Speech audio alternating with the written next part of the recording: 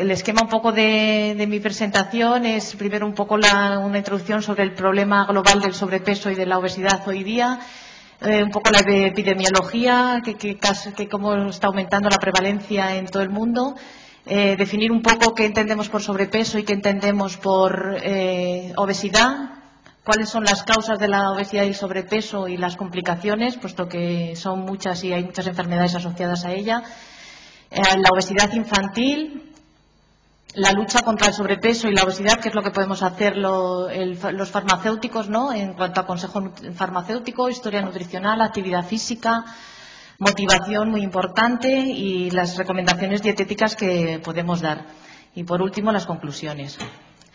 Bueno, decir que el exceso de peso es uno de los problemas fundamentales con los que los profesionales sanitarios se enfrentan todos los días y tiene un fuerte impacto sobre los presupuestos sanitarios a nivel mundial. Es reconocida por la OMS el exceso de peso y la obesidad por ser una enfermedad crónica.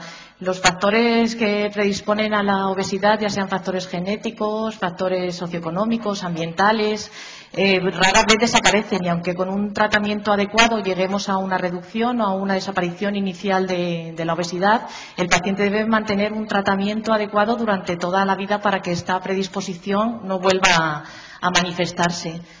Luego, además, la OMS nos ha dicho que es la epidemia con la que la humanidad se va a enfrentar en el siglo XXI, por las consecuencias tanto en la morbilidad como en la mortalidad, así como por la reducción en la calidad y esperanza de vida y por el fuerte impacto económico que tiene, puesto que la obesidad y el exceso de peso estaba asociado a muchas otras enfermedades crónicas.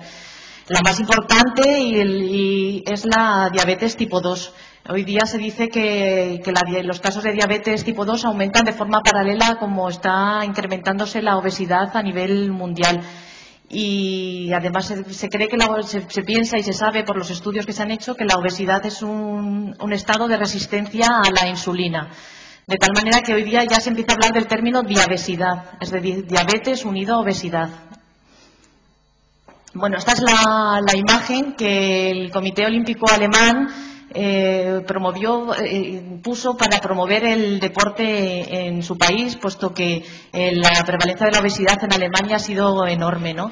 En Italia esto conmocionó mucho, el ver que su bello David estaba diagnosticado de obesidad y que el símbolo de Florencia se reducía a un simple Michelin de mármol. Y es más, dicen que ha engordado tanto porque la inactividad en el pedestal de la galería le ha llevado a ello. Por eso el logo que ponen abajo es: si tú no te mueves, tú engordarás, ¿no? El estilo de vida actual favorece el desarrollo del sobrepeso y la obesidad. Hoy día se ve es muy normal encontrarse en los restaurantes de comida rápida lleno de gente, tanto de adultos como de niños. Los medios de transporte han cambiado mucho. Hoy día ya en cualquier centro comercial tenemos unas escaleras mecánicas, ni se suben escaleras, ni se van dando al colegio. Los niños pasan horas y horas delante del televisor, del ordenador, jugando a videojuegos. Hoy día no se ve a niños en los jardines, ni en los parques, ni corriendo por la calle. Incluso no hay tiempo ni siquiera de sacar a pasear al perro, y las propias mascotas están también produciendo un exceso de peso en ellas, ¿no? La prevalencia de la obesidad ha incrementado de manera alarmante a lo largo de los años en todos los países desarrollados, pero inclusive en los países subdesarrollados, que hasta ahora la malnutrición era el problema endémico fundamental, empieza a haber casos importantes de sobrepeso y de obesidad. En cuanto a la epidemiología, pues decir que los últimos datos que nos ha dado la OMS, que datan del año 2005, nos dan una gran magnitud del problema. En el año 2005, el número de personas con sobrepeso era de 1.600 millones de personas adultas mayores de 15 años, y de ellas 400 millones eran obesos. Las previsiones de la OMS para el año 2015 son de 2.300 millones de adultos con sobrepeso y 700 millones con obesidad. Este es el mapa mundi de la obesidad en mujeres adultas a principios del siglo XXI, en el que el color más oscuro es una prevalencia de obesidad de un 30% y el color más clarito son los países que tienen una obesidad mucho menor. Si nos fijamos, vemos que muchos países desarrollados tienen un alto, como Estados Unidos, un alto porcentaje de una prevalencia de obesidad muy elevada, pero ya en países subdesarrollados, como puede ser en algún país de Sudamérica, encontramos ya unos datos verdaderamente alarmantes. Incluso en África, que hasta ahora pues no había ningún caso, pues vemos también que la obesidad pues empieza a surgir también bastante, ¿no? He puesto el caso de la obesidad en mujeres adultas porque se ha visto que la obesidad es mucho más elevada en mujeres que en hombres, no así el sobrepeso, que el porcentaje es mayor en los hombres. En cuanto a la prevalencia de la obesidad en Europa, pues ocurre lo mismo. En España los datos de prevalencia de obesidad son de un 13,3% en hombres, un 15,7% en mujeres. También se ve que en toda Europa la prevalencia de la obesidad es mayor en las mujeres que en los hombres. Y aunque España tiene menor prevalencia que países como Alemania, Gran Bretaña, Polonia, Hungría, pero sin embargo también es mucho más elevado que Francia o que los Países Bajos, Dinamarca, Bélgica, Suecia. Y también varía mucho en la obesidad en los estudios que se han hecho dentro de España por comunidades autónomas.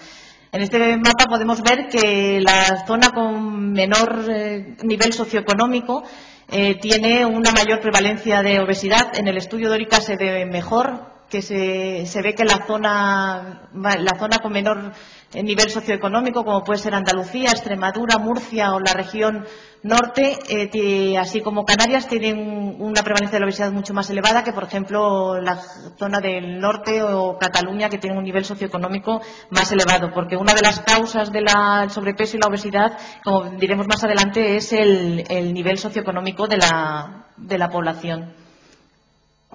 Bueno, aunque la obesidad y el sobrepeso están íntimamente relacionados, no son necesariamente interdependientes, ¿no? Por sobrepeso lo definimos como el exceso de peso respecto a unos determinados estándares de talla, edad y sexo, pero este aumento puede ser de cualquier tipo de tejido, no exclusivo del tejido adiposo, como puede ocurrir, por ejemplo, en los deportistas, que muchos de ellos tienen exceso de peso porque está muy aumentado el peso del tejido muscular. Lo pasa en la hipertrofia muscular o porque se tenga una gran acumulación de líquidos. En ese caso no se puede hablar de obesidad, sino de sobrepeso. Sin embargo, definimos la obesidad como el incremento de peso por acumulación de grasa en el tejido adiposo. La función principal del tejido adiposo blanco es la de servir de lugar de almacenamiento del exceso de energía metabólica. Se almacena en forma de lípidos para que en caso de una disminución de la ingesta, como puede ser en casos de ayuno o de enfermedad, pues pueda utilizarlo fácilmente. Para que se dé la obesidad y el sobrepeso, lo que tiene que haber es un desequilibrio entre la ingesta calórica y el gasto metabólico, ¿no? Pero para evaluar la grasa corporal de un paciente, pues no es suficiente con echar un simple vistazo a la persona y decir, pues mira, sí, realmente pues estás gruesa, tienes un exceso de peso importante, o subirse a una báscula y ver que el peso ha aumentado, o que no nos entra la ropa del año pasado, de la temporada pasada, sino que hemos aumentado una talla. Es importante saber qué proporción de grasa tiene la persona, cómo está distribuida, muy importante para predecir un riesgo cardiovascular, y para ello necesitamos una serie de indicadores. El indicador más preciso, más fiable y el que está más comúnmente aceptado por la sociedad científica es el índice de masa corporal, que, como todos sabéis, es la relación que existe entre el peso medido en kilogramos y dividido por la altura al cuadrado medida en metros. La OMS define el sobrepeso como un índice de masa corporal mayor o igual a 25 y la obesidad como un índice de masa corporal mayor o igual a 30. Sabiendo la altura y el metro y el peso de la persona, podemos saber si ésta se encuentra en un rango de normalidad, de sobrepeso, de obesidad. Es un factor de cálculo que además es independiente para la población adulta del sexo y de la edad de la persona. Por lo tanto, es un indicador cómodo de calcular. El consenso del ASEDO del 2007 modificó algunos de los valores que había dado la OMS y clasificó el sobrepeso y la obesidad de la siguiente manera. Se indica delgadez cuando el índice de masa corporal es menor de 18,5, la normalidad de un índice de masa corporal de 18,6 a 24,9, sobrepeso grado 1 25 a 26,9, sobrepeso grado 2 ya una preobesidad 27 a 29,9, obesidad grado 1 30 a 34,9, grado 2 35 a 39,9, grado 3 40 a 49,9 y grado 4, estas dos últimas mayor de 50 ya se considera obesidad mórbida. En cuanto a la población española, el 38,6% está en sobrepeso grado 1 y grado 2 y el 14% en obesidad, siendo el 12,5 grado 1, un 1,5 grado 2 y ya un 1% de obesidad mórbida. Pero otro de los factores, otro de los indicadores sería la relación cintura-cadera, pero ya se utiliza menos. Es más importante saber cómo está distribuida esa cantidad de grasa. Una vez calculado el índice de masa corporal, si la persona está en un rango de sobrepeso, se aconseja ver este exceso de grasa donde lo tiene acumulado. Hay dos fenotipos por todos conocidos, que es el fenotipo manzana o androide, más típico de los hombres, donde la grasa corporal se acumula en la zona del abdomen, y el fenotipo ginoideo en forma de pera, más típico de la mujer, donde la grasa se acumula en las nalgas, glúteos y caderas. El fenotipo de manzana es el más importante para predecir un riesgo cardiovascular, puesto que se ha visto que la grasa almacenada a nivel del abdomen es la más dañina para ello. Es importante que calculemos con una cinta métrica la medida de la circunferencia del abdomen. Para ello se coloca la persona de pie. Se coge una cinta métrica, se pone horizontalmente, paralela a la superficie de la tierra, alrededor del abdomen, a la altura de la cresta ilíaca y sin comprimir. Y después de que la persona haya hecho una expiración normal, se ve cuál es el perímetro abdominal que tiene. Según los valores de este perímetro abdominal, pues los valores de riesgo cardiovascular son los siguientes. Tiene un riesgo cardiovascular bajo si este perímetro es menor de 94 centímetros en hombre y 80 centímetros en la mujer. Elevado si es de 94 a 102 centímetros el hombre y de 80 a 88 centímetros en la mujer. Y muy elevado cuando el perímetro es mayor de 102 centímetros en el hombre y mayor de 88 centímetros en la mujer.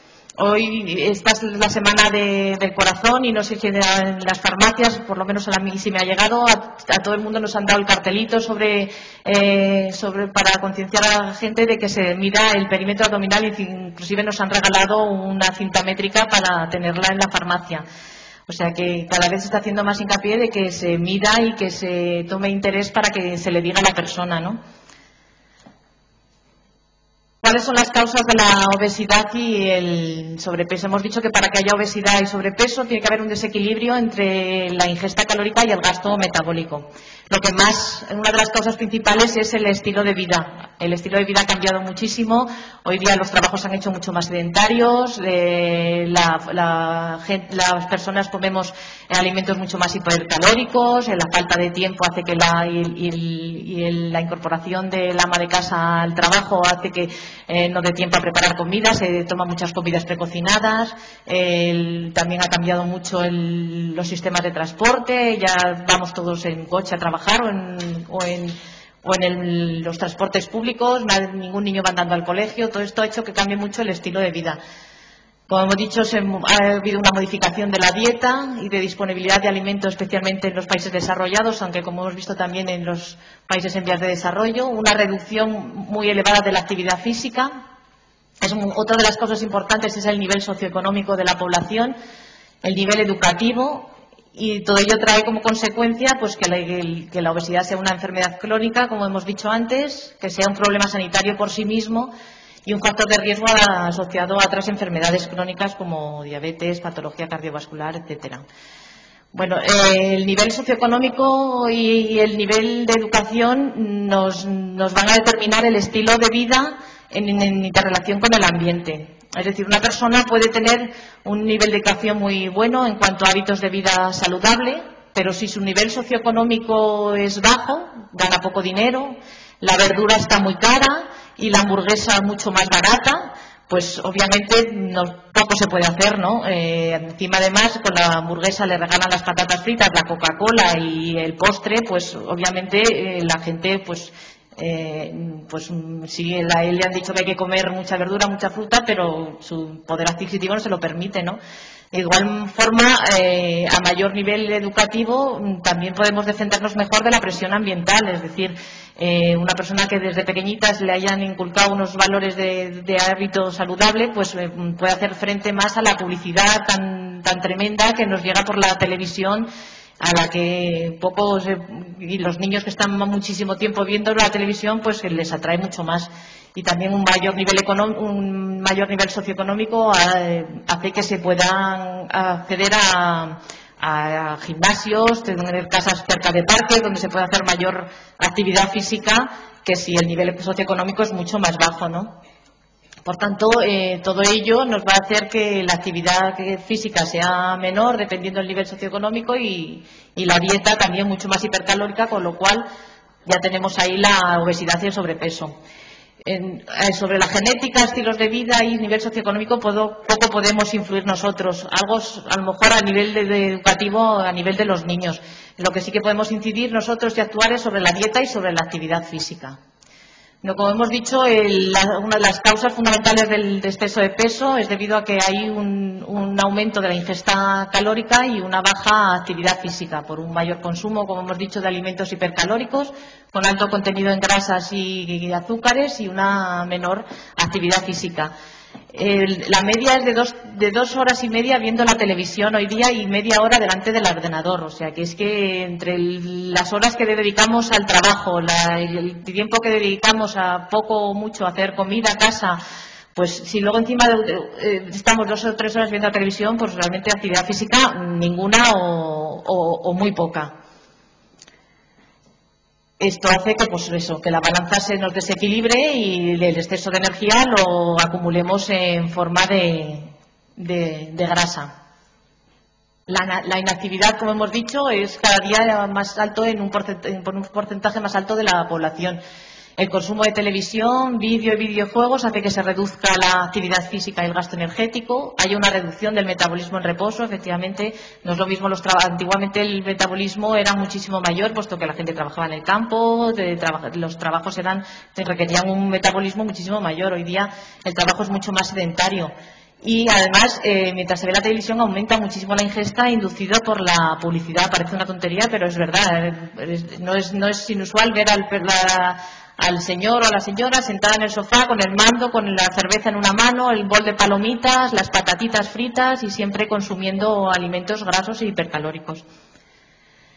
En el estudio NAN-Stress se vio que un 67%, o sea, más de la mitad, ve 2 horas diarias de televisión y un 26% más de 4 horas diarias. Y 1 de cada 5 personas realizaba menos de 3 días alguna actividad física a la semana.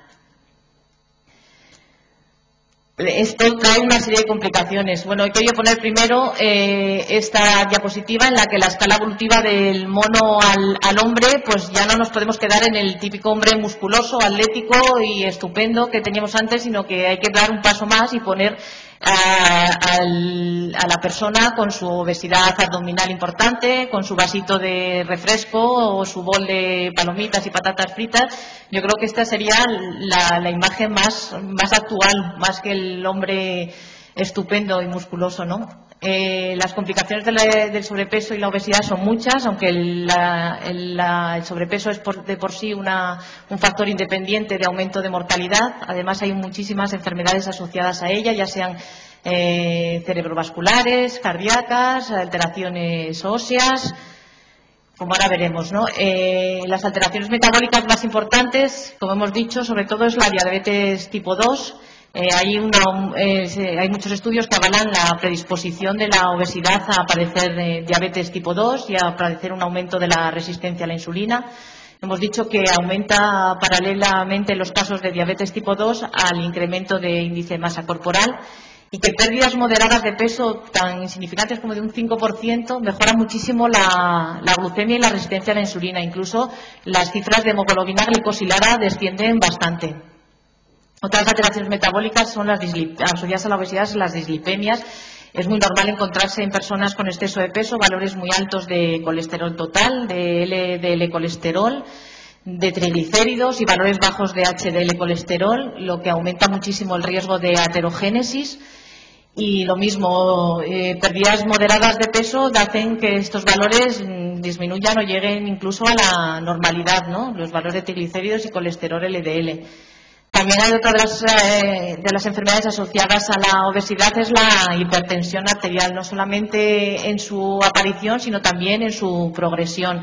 Así se estima que el 50% de los hipertensos son obesos.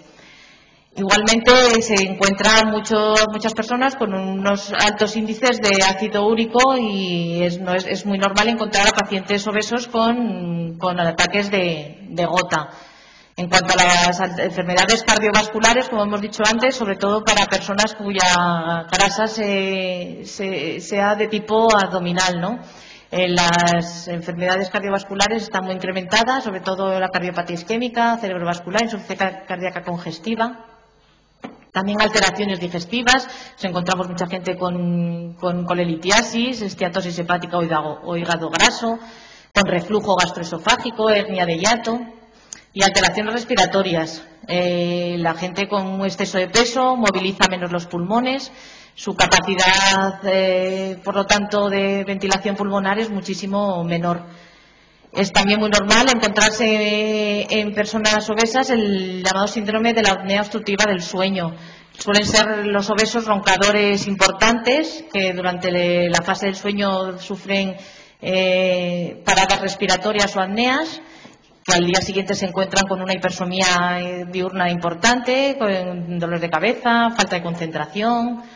Igualmente, alteraciones musculoesqueléticas, puesto que el sistema óseo no está diseñado para soportar grandes sobrepesos, ¿no? Y entonces se produce mucha erosión en las articulaciones. Estos roces pueden producir artrosis intervertebrales, de rodilla, de cadera, lesiones articulares. Y algunos tipos de cánceres también se han asociado al exceso de peso, como el de mama, endometrio y vesícula en la mujer y el de colon, recto y próstata en el hombre.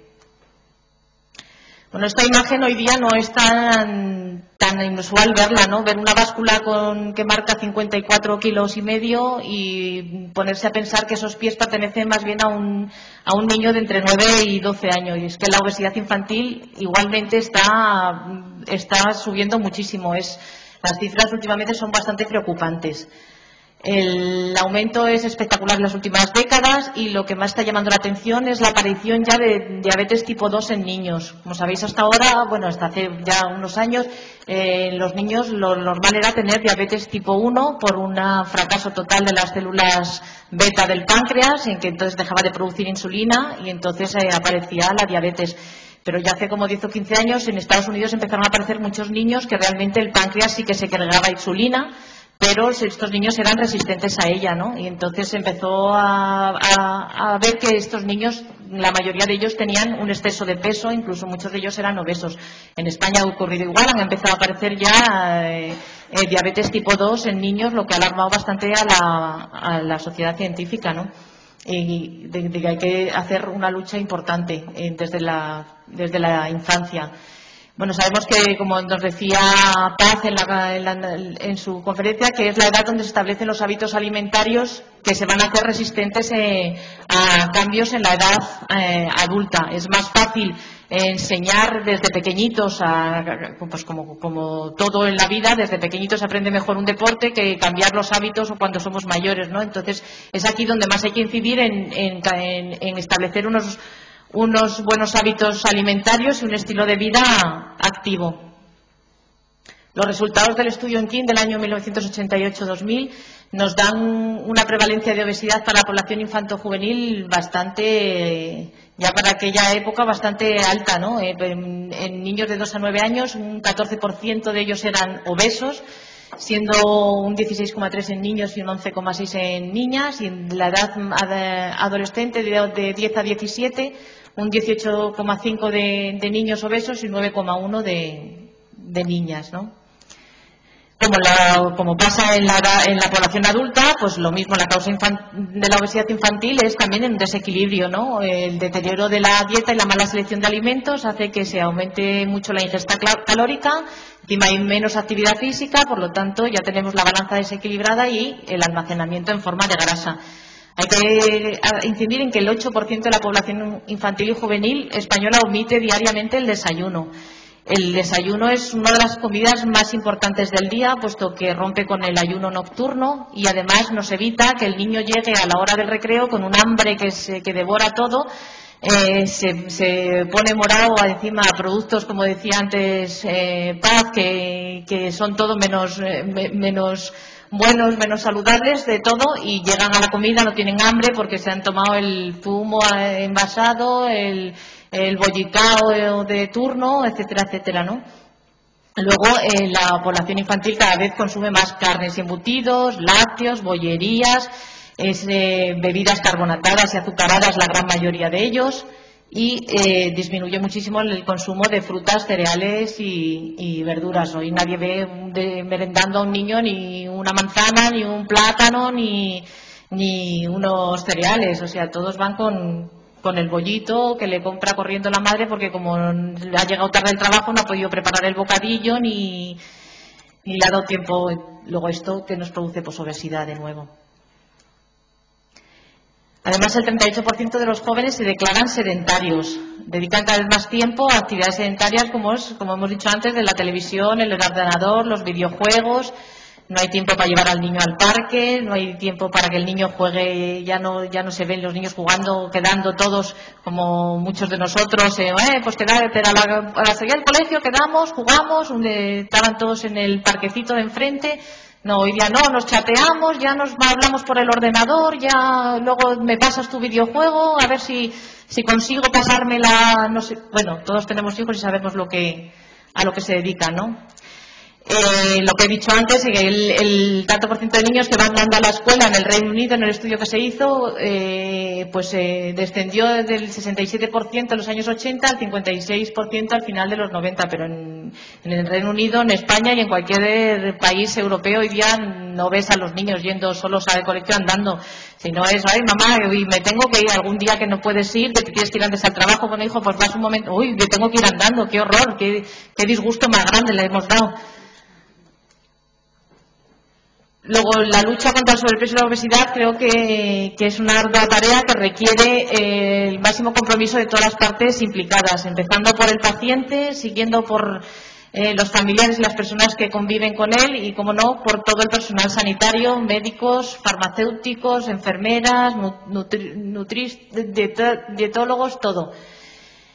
¿Cuál es la clave para la participación del farmacéutico? Para empezar, la obesidad, al ser una enfermedad crónica, el farmacéutico va a ser uno de los personales sanitarios que interrelacionan más continuadamente y regularmente con el paciente. Luego, al tener una elevada incidencia y una elevada prevalencia en la población, pues es muy normal que las personas que entren a la oficina de farmacia, muchas de ellas tengan sobrepeso, inclusive obesidad. Y podemos actuar sobre ellas, ¿no? Existen también tratamientos farmacológicos disponibles para tratar el sobrepeso y la obesidad, y nosotros podemos ahí hacer una atención farmacéutica importante. Y podemos evitar la automedicación, y además la accesibilidad y confianza de la población en el consejo farmacéutico se ha visto que cada día es mayor. Entonces, ¿qué podemos hacer nosotros en sobrepeso y obesidad? Es importante transmitir que la nutrición previene muchísimas enfermedades. Necesitamos asociar la actividad física a una buena nutrición para conseguir un buen estado de salud. No solamente debemos incidir en la dieta, sino igualmente o más importante la actividad física. Sensibilizar al paciente de la necesidad de adquirir hábitos saludables de alimentación. El abordaje al paciente debe ser personalizado, debe haber un equilibrio entre cercanía, respeto, pero también mucha firmeza por parte del farmacéutico, sí, porque es una tarea bastante que requiere firmeza. Concienciar de la importancia de la imagen corporal con el fin de mejorar mucho la autoestima del paciente y realizar, como hemos dicho, una valoración del estado nutricional, pesar y medir a la persona para calcular su índice de masa corporal y saber si está en un rango de sobrepeso con el cual podríamos actuar sobre él y medirle la circunferencia de la cintura. Un ejemplo de algoritmo de actuación para que nos ayude, pues cuando entra una persona a la oficina de farmacia mayor de 18 años, que sospeche el farmacéutico que tiene sobrepeso, pues calcularle el índice de masa corporal y viendo el rango en el que está, pues si tiene un índice de masa corporal que está cercano a la obesidad o una obesidad mórbida, derivar directamente al médico. En caso de que tenga un índice de masa corporal de 25, es menor de 30 o está entre 25 y 29, pero encima tiene algún factor de riesgo asociado o una cintura de riesgo bastante elevada, mayor de 102 en hombres o de 88 en la mujer, pues preguntarle si desea perder peso, ver si está motivado para ello y en ese caso pues empezar a pactar con él una serie de objetivos asumibles y siempre realistas y que sean capaces de cumplir. En caso de que no esté motivado para ello, pues efectivamente no tampoco podemos obligar a la persona a actuar con ella. Eso sí, siempre darle para que se lleve a casa una serie de información sobre hábitos de vida saludable para que se los lea y si ve necesario volver y que le podamos ayudar, pues nosotros siempre estaremos dispuestos a hacerlo, ¿no? Bueno, pues eso, en caso de que, como hemos dicho, tenga un índice de masa corporal menor o igual a de 25, pues iniciar una alimentación hipocalórica, un ejercicio físico individualizado, seguirle mensualmente, incluso si es necesario verle a las 2 o 3 semanas porque él se vea que su motivación está decayendo, pues atenderle, ¿no?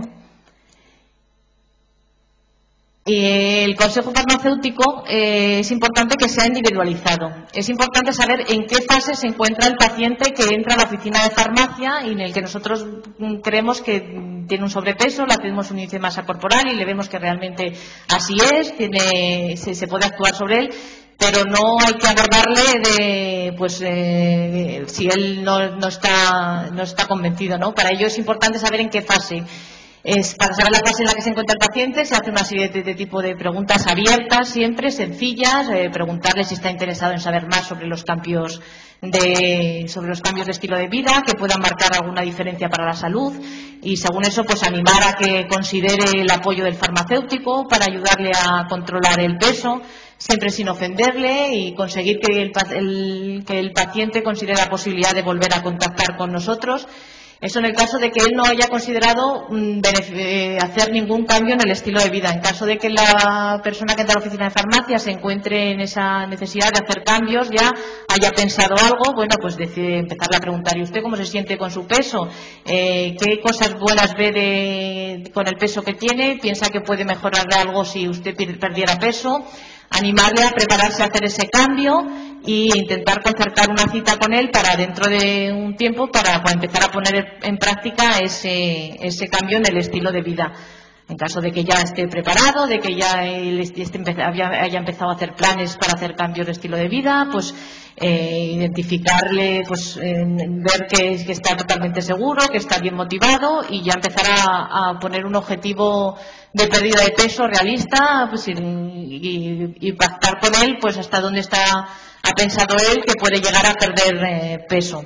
Siempre tiene que ser cosa de dos, no es el farmacéutico el que debe imponer, pues yo creo que tú debes perder 20 kilos, no. O siempre ponerse unos objetivos realistas y que se vea que la persona los puede llegar a cumplir, porque si no el fracaso va a ser a la semana siguiente ya viene y te dice, mira, la dieta esto lo dejo, yo no puedo seguir con lo que me has programado, ¿no? Es mejor ir poco a poco, pero progresivo en el tiempo. También nos puede llegar la típica persona que dice, bueno, pues yo llevo 3 meses cambiando mi estilo de vida, he empezado a bajar bien, pero estoy en la típica meseta que ni subo ni bajo peso. Estoy cansado, yo creo que ya lo dejo, y entonces ahí hay que estimularle mucho, centrarse mucho en el éxito que el paciente ha tenido hasta ahora, que si no está ganando peso quiere decir que lo sigue haciendo bien. Lo que pasa que por esta fase pasamos todos, llega un momento en que el cuerpo, el metabolismo se ha hecho ya un determinado gasto de energía y pues cuesta más el seguir avanzando, pero siempre animarle a que siga y que no deje lo que hasta ahora ha conseguido, puesto que el cambio en el estilo de vida tiene que ser para siempre, para que no vuelva a aparecer los factores predisponentes que él tenía para obesidad o sobrepeso. Bueno, pues esta obra de arte tan preciosa que todos podemos contemplar en el Museo del Prado es justo lo contrario a lo que ilustra lo contrario a lo que nosotros queremos conseguir. No queremos conseguir que el paciente se rinda nunca, que nunca nos venga a la farmacia a entregarnos las llaves diciendo yo ya no puedo más, aquí me rindo, mi batalla la he dado por finalizada. Y el farmacéutico nunca debe aceptar la rendición del paciente. Para ello tiene que tenerle altamente motivado. Es importante para conocer qué estilo de vida tiene hasta ahora ha llevado el paciente y poder actuar sobre cambiar sus hábitos alimentarios, hacerle una historia nutricional. Los objetivos de la historia nutricional es conocer bien la distribución de la ingesta que te hacen a lo largo del día, determinar la cantidad, calidad y variedad de los alimentos, descubrir potenciales alteraciones en sus hábitos alimentarios, como si picotea mucho a lo largo del día, si se mete unos atracones por la noche que son normales, durante el día no come nada, pero llega por la noche a casa y se pone ciego encima en el momento de irse a acostar y luego no puede coger el sueño. Crear un ambiente positivo y de confianza para poder establecer y desarrollar bien la comunicación. Es importante que se sienta cómodo, que las preguntas que le hagamos sean con un lenguaje sencillo, preguntas muy abiertas para que él nos pueda hablar y nos pueda relatar bien qué es lo que come, cómo lo hace. Y entonces, preguntas claves que se pueden hacer, pues cuántas comidas hace al día para saber si omite alguna. Hay gente que solamente hace 1 o 2 comidas al día, muchos de ellos omiten el desayuno, otro, como hemos dicho, pues se mete unos atracones solamente a la hora de cenar. ¿Cuál es el horario de las mismas? Hay que enseñarles a que es mucho mejor seguir un horario más o menos siempre el mismo para que no haya mucha diferencia entre el desayuno y la comida y no lleguemos muertos de hambre a determinadas horas, y en caso de que vaya a pasar mucho tiempo hacer a media mañana pues un pequeño tentempié con una fruta, un yogur desnatado. No meterse un picoteo de una cerveza con el montadito de tortilla, el pimiento y la chistorra si nos la pone el señor del bar, ¿no?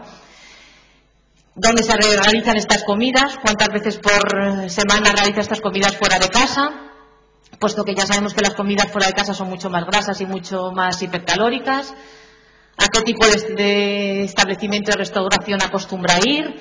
Es decir, si va a establecimientos de comida rápida, donde la comida es mucho más barata y encima te ofrecen el doble por lo que te podrías gastar en un restaurante en el que tenga que comer su verdurita, su pescadito a la plancha. Si toma extras entre comidas, es decir, si picotea.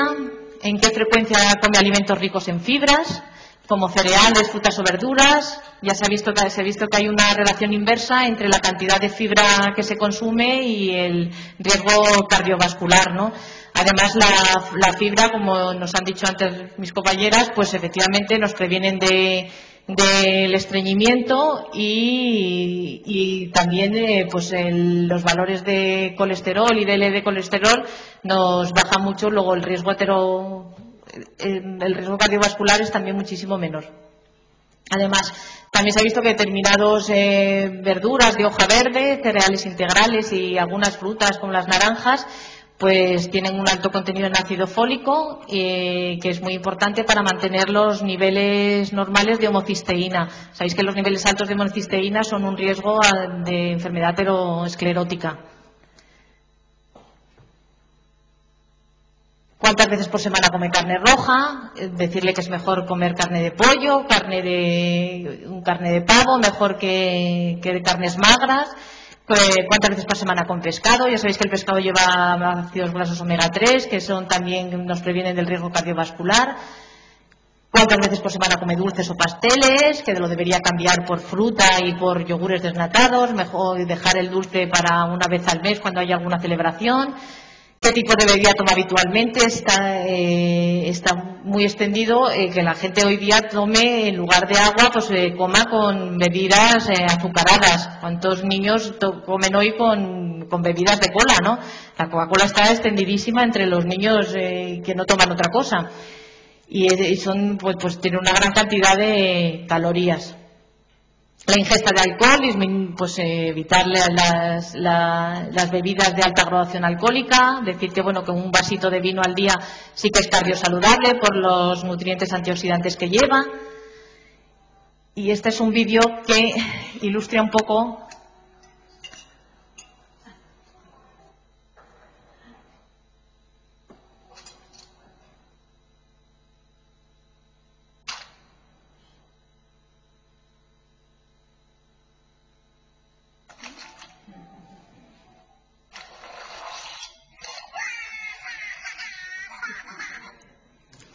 Bueno, no hay que llegar a esa situación en la que la reducción de la dieta sea tal o que lleguemos a una anorexia o que se nos revele el estómago y diga, bueno, es que no puedo más, me tengo que comer el pollo, pero como sea. Por eso es importante, mientras se hace la encuesta nutricional, pues un poco saber los hábitos que tiene la persona y llegar a decir, bueno, hay que reducir las grasas, hay que reducir hay que comer más fibra, tomar menos, pero tampoco hay que hacer una reducción tan extrema, ¿no? Que luego vienen los otros problemas que ya nos hablará de anorexia, ¿no? Bueno, se ve muy mal esta diapositiva, ya la sé, pero no he podido ponerla mejor, ya me dijo Pilar que esto. Pero bueno, es la encuesta sobre historia nutricional, pues para hacerla, yo siempre digo que la historia nutricional no se debe dejar que la haga la persona sola, sino que es mucho mejor hacerla acompañada por el farmacéutico, puesto que nosotros podemos orientarle más con las preguntas y tal, a conocer un poco más cuáles son sus hábitos, ¿no? Bueno, otros indicadores son saber si ha seguido alguna vez dietas milagro, qué preferencias y rechazos es importante saber, eso sí, porque pues, luego a la hora de hacerles unas indicaciones respecto a la dieta, pues saber qué gustos tiene, qué rechazos, así como qué alergias tiene y qué enfermedades. Vale, la situación económica y social, bueno, voy a ir un poquito, que ya me dice Pilar que queda poco. Los objetivos clave de las normas de alimentación son disminuir, como hemos dicho, la masa grasa, mantener el peso perdido, restablecer el equilibrio psicosomático, evitar el fenómeno yo-yo de perder mucho peso que luego lo vamos a recuperar y modificar esos comportamientos alimentarios. Bueno, vamos a pasar un poco porque quería que los cambios de introducción en la dieta, pues tenemos que saber que la dieta debe ser equilibrada. La dieta equilibrada, ya sabéis todo, que es aquella que determina la cantidad y calidad de los alimentos que se van a aportar diariamente a una persona para mantener su óptimo estado de salud, personalizada, como he dicho, porque debemos saber los gustos y los rechazos de cada una de las personas, variada, porque un solo alimento no contiene todos los nutrientes necesarios para ya tener un óptimo estado de salud, y además se ha visto que las dietas variadas son las que producen mayor adherencia en el tiempo y no las monótonas, que a la semana la persona viene y dice que ya no puede más, que está harta de comer lechuga, y que no utilizar nunca dietas mágicas. Bueno, pues más o menos serían las proporciones de un 55% de hidratos de carbono, un 15% de proteínas, de hidratos de carbono, de 30% de grasas, con un 8% saturadas, 10% monoinsaturadas y un 12% poliinsaturadas. Pero hemos dicho que para que la persona empiece a hacer cambios en sus comportamientos alimentarios y en su actividad física, es importantísimo que esté motivado. Para ello se le hace una serie de preguntas, como por qué quiere hacer una dieta, si es puramente por estética o por salud, Si se obsesiona con la comida, es decir, si se siente muy disgustado cuando come mucho o incluso llega a vomitar cuando llega a casa porque ha visto que ha comido mucho y estamos hablando ya de algún problema más asociado. Cómo se ve él estéticamente es muy importante para la autoestima de la persona. Decirle, bueno, pues oye, si tú te vieras con unos kilos menos, pues igual tu autoestima y tu relación con los demás mejoraría mucho. ¿Qué peso le gustaría tener? Para saber hasta qué reducción podemos llegar con él. ¿Cuándo comenzó a ganar peso y por qué? Muchas personas, pues es que fue a raíz del embarazo, es que fue a raíz de la lactancia, es que he tenido un problema de enfermedad y los medicamentos me han hecho engordar. Eso es importante para saber cuándo ha empezado él a perder peso. Si tiene algún antecedente de pérdida significativa de peso, que siempre es importante registrar. Y si ha realizado en los últimos años algún tipo de dieta y qué resultados ha obtenido, ¿no? Y luego hacerle ver que es de los peligros que conlleva el exceso de peso para motivarle más en que empiece a perderlo. Bueno, este sería un ejemplo de encuesta para que conocer un poco, según lo que él nos conteste, el grado de motivación que tiene y saber si está ya comprometido para hacer algún cambio en su dieta, ¿no? Otra de las causas importantes de la obesidad hemos dicho que es la disminución de la actividad física. La actividad física es importantísima para conseguir la reducción de peso, importante e imprescindible, y clave para conseguir la eficacia de la dieta. Cualquier aumento de actividad física es positiva por muy pequeña que ésta sea, ¿no? Es imprescindible el mantenimiento de la actividad física en el tiempo, no decir, bueno, pues durante 2 meses me voy a poner como un loco a correr todos los días y luego ya cuando ya haga esto lo dejo, no sirve de nada.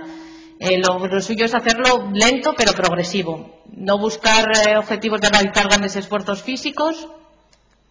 Y los beneficios, ya sabemos, consume calorías, ayuda a mantener el peso a largo plazo, ayuda a controlar el apetito, conservar la musculatura. Cuando se pierde mucho peso, luego se quedan, como se dice, es que estoy con las carnes me cuelgan, ¿no? Pues con decirle que si hace ejercicio físico, pues conservará su musculatura y se encontrará muchísimo mejor.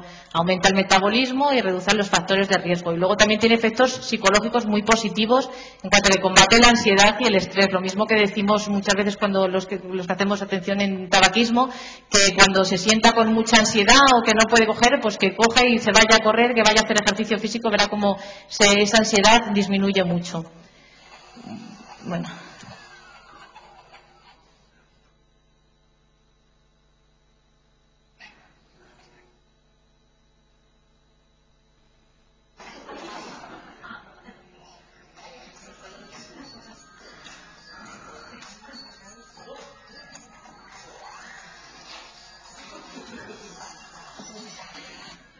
Bueno, con esto lo que quiero decir es que no hay que decirle a la persona, vete al gimnasio por tu cuenta, empieza a hacer ejercicio físico y allí te las apañes, ¿no?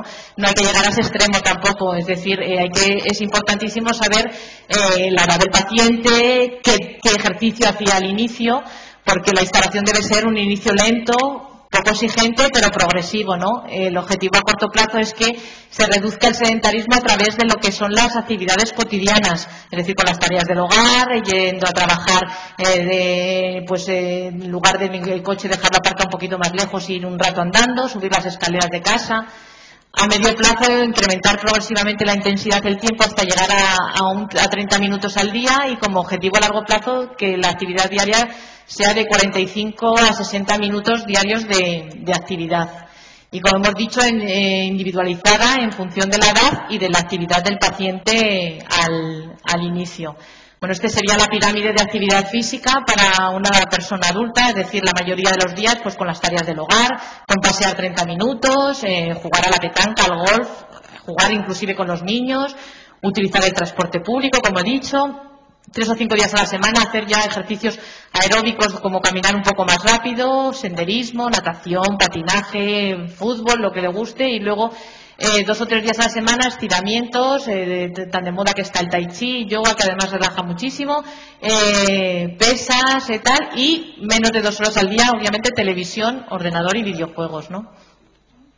Las recomendaciones dietéticas generales sería aumentar el consumo de fibra a través del consumo de cereales, verduras y frutas, disminuir la ingesta de grasas, evitar los azúcares y golosinas, disminuir la ingesta de sal, decirles que el agua debe ser la bebida fundamental, hay que beber 6 vasos de agua al día, no eliminar ninguna comida, especialmente el desayuno, y destinar un lugar y un tiempo para las comidas. Es muy importante decirles que no hay que engullir. Bueno, lo mejor es que me lo coma rápido, total, para 4 cosas que tenga, no. Masticar despacio, en un lugar relajado, nada de comer viendo la televisión, puesto que esto nos provoca muchísima más ansiedad. Y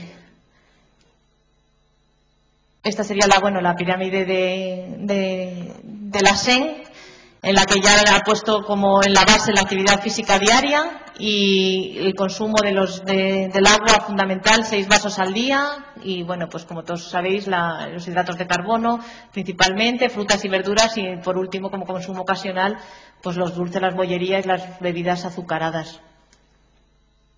Como conclusión, pues la obesidad hemos dicho que es una enfermedad crónica grave, caracterizada por el exceso de grasa corporal.